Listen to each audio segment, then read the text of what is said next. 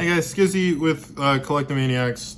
Just went X1 in Swiss at our Winnabox, had like 21, 22 people. It was pretty cool. I lost in top cut to Eldridge. It was like set 5 pass. Game 2, the dude had like IO skill drain and it just didn't feel good. I don't know. I think the side, I'll like talk about tweaks I want to make to the list after. But this is what I've played. I've been testing it pretty much since this came out, since before it came out, and it seems to be pretty solid. Sorry if there's background noise. I do apologize, but I'll get into the list and I'll like break down my matchups in the end. I don't think like the main changes too much. It could, but like again, I'll just show you guys what I played and like leave feedback in the comments. So to start, we're on triple Water Enchantress of the Temple. This card's new, and like for some reason nobody knew what the Brave stuff did. I'll just show you the monster line. So for the Brave monster line, I guess Adventurer token now, you play 3 Enchantress and 1 Griffin Rider. Enchantress is really good. It's one of your starters. What it does, the only relevant effect in Prankids rather, is you banish it from hand or grave, and then you search Rite of Aramesser. I don't know how to pronounce that word yet. Which I will get into what that card does in a moment, but I think 3-1 is fine. You don't need to play any other cards, Brave, like monster-wise. It's just 3-1. For the Prankids, you play 3 Fansies, 3 Dropsies, 3 Lampsies, and 2 Roxies. Realistically, you can play the third Roxies. I like this ratio for Prankids. It's just super generic. You never want to start with like this kid. I mean, Dropsies is probably your most ideal starter because with Fansies you want to chain block the Doodle, and if they hand trap the Doodle, you want to have like know what you're dumping and picking up.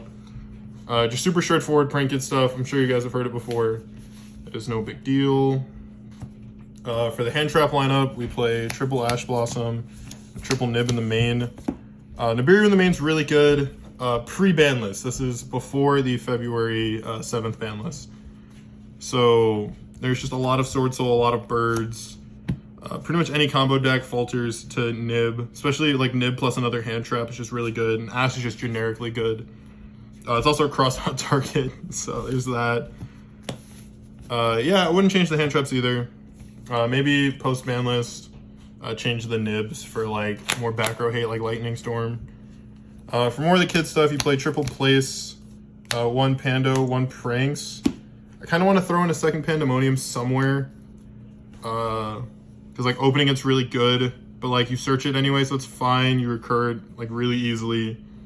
I don't change these either. I don't play the Trap. The Trap is bad. Do not play that card. It is not good. It is just leave it at that. This is just the ratio I'm happy with for the main deck Prankid stuff. In combo, it's like Doodle Send and pick up. Or Doodle Send Pranks, or Fancy Send Pranks and Doodle picks up your Pandemonium. And like just double Regeki plus the Brave Interruption plus any other hand traps you open is really good. The deck is just a 1-card starter deck. Now with the Brave stuff, if you open like the spell and a kid, you end on like 5-6 interruptions, and it's fucking insane. I'm super happy with this as well. Like nothing in the main deck realistically I want to change.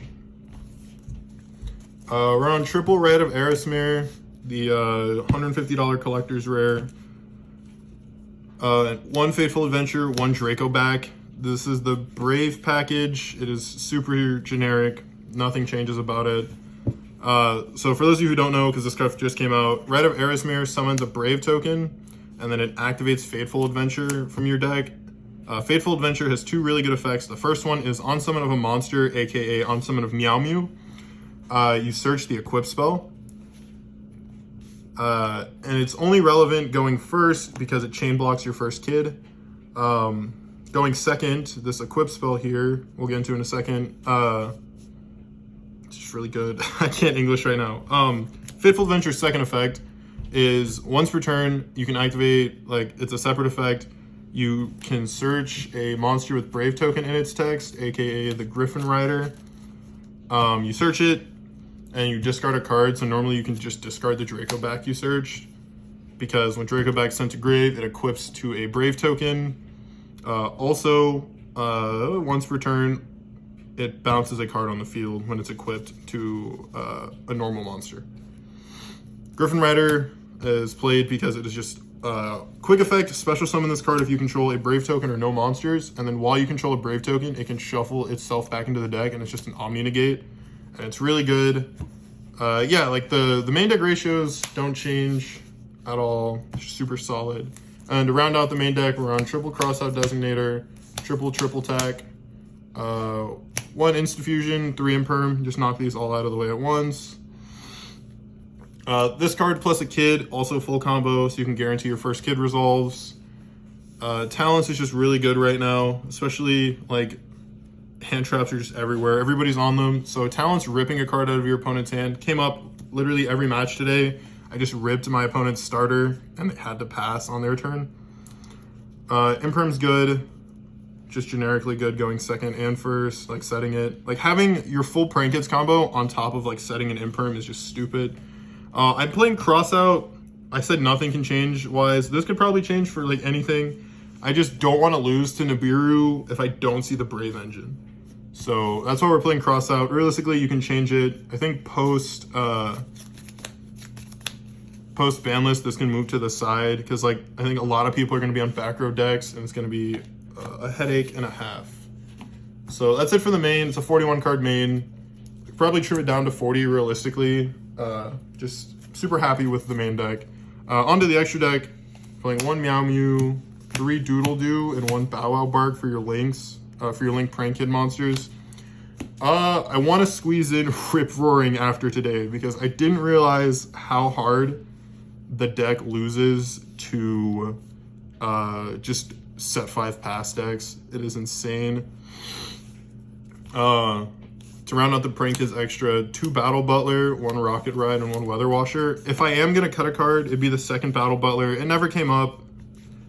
But Rip Roaring Rooster is just tribute, blow up all back row, and it's really good. I just forgot it was a Prank Kids card. Like, I forgot that was a name.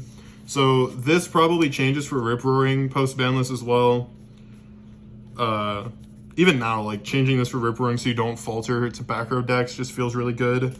Other than that, though, I'm, like, super happy with the extra deck ratios. You're committing 9 cards, so you have, like, essentially 9 flex spots. And your flex spots are Link Spider, IP Masquerena, Phoenix and Unicorn, Access Code, and Toad. Just, like, being able to access code pretty much whenever with Prank Kids is insane. Even if you make, like, double Doodle, still access code for 43 while resolving your other kids. So it's just all really stupid. I'm super happy with these in my extra deck spots. Like I said, the only thing that changed is this Battle Butler becomes a Rip Roaring Rooster, so you don't lose, like, auto lose to back row decks.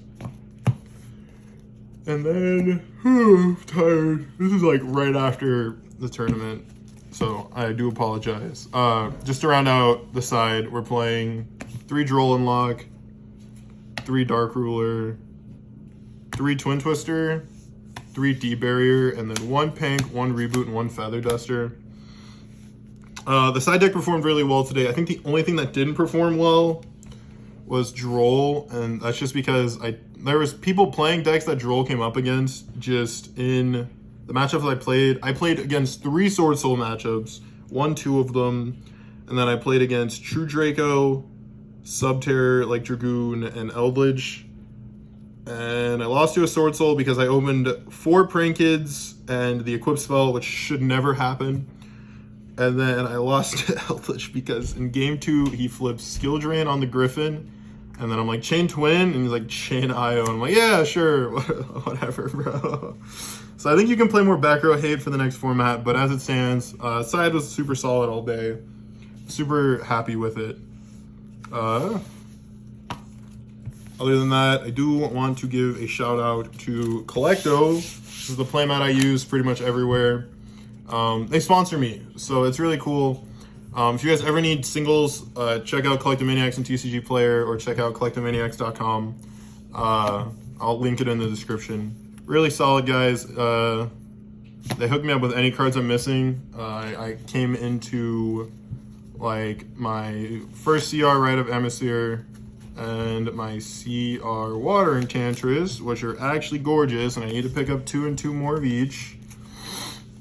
But they're really cool guys. I'm there all the time if you guys are ever in the area. We have a case tournament coming soon. Like I said, I'll link everything in the description. Also, the Orcust profile did really good, so I do appreciate that.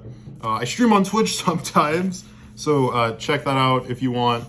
If not, it's cool as well. I just figured I'd share like my progress with the deck and like how it did.